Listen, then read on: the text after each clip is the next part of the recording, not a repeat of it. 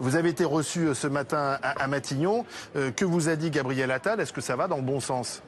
On n'a pas eu de réponse tout simplement, donc nous on a décidé de durcir le mouvement en faisant un appel à bloquer massivement les centrales d'achat partout en France, parce que pour nous c'est eux qui sont les vrais prédateurs de notre valeur ajoutée, c'est eux qui sont les vrais prédateurs de notre revenu, et donc on fait un appel à tous les paysans et les paysannes à rejoindre massivement ces points de blocage pour qu'on puisse peser dans le rapport de force, pour qu'on puisse enfin arracher ce prix minimum garanti qui est vraiment la solution pour notre revenu. Alors qu'est-ce qu'on entend par prix minimum garanti? C'est très important pour nous.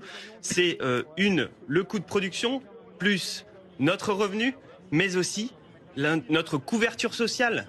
Parce que c'est pas possible d'avoir une telle disparité entre une couverture sociale du monde paysan et celui du reste de la société. Qu'est-ce que c'est à chaque fois, on rogne toujours sur la cotisation et on s'étonne qu'on a des retraites de misère, qu'on n'a pas de droit au repos en cas d'accident du travail. Attendez, je finis là-dessus juste.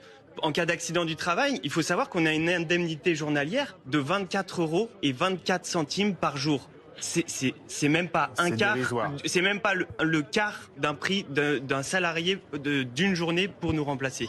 Donc ça, c'est pas possible. Mais je vois que vous avez une stratégie différente. Donc il y a 3 stratégies. Il y a la FNSEA qui bloque les autoroutes, 8 autoroutes bloquées ce soir autour de Paris.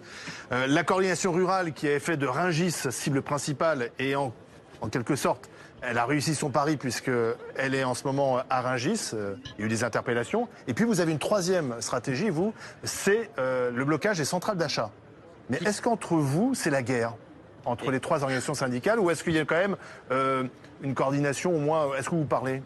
Disons qu'on a une revendication qui est commune, qui est le revenu, il me semble. Et ça, il faut vraiment que ce soit ancré dans la tête de tous et toutes.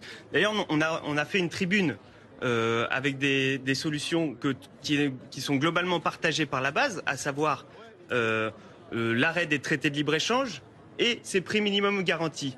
On a entendu ce matin Monsieur Arnaud Rousseau, président de la FNSEA, dire que les traités de libre-échange étaient en faveur de l'agriculture, que ça permettait l'exportation. Mais qu'il aille dire ça aux éleveurs et aux éleveuses qui galèrent, qui se retrouvent en concurrence sur le marché international avec des milliers de tonnes de viande bovine qui viennent de partout dans le monde. C'est complètement irresponsable. C'est complètement irresponsable. Qui bénéficient de la possibilité d'exporter.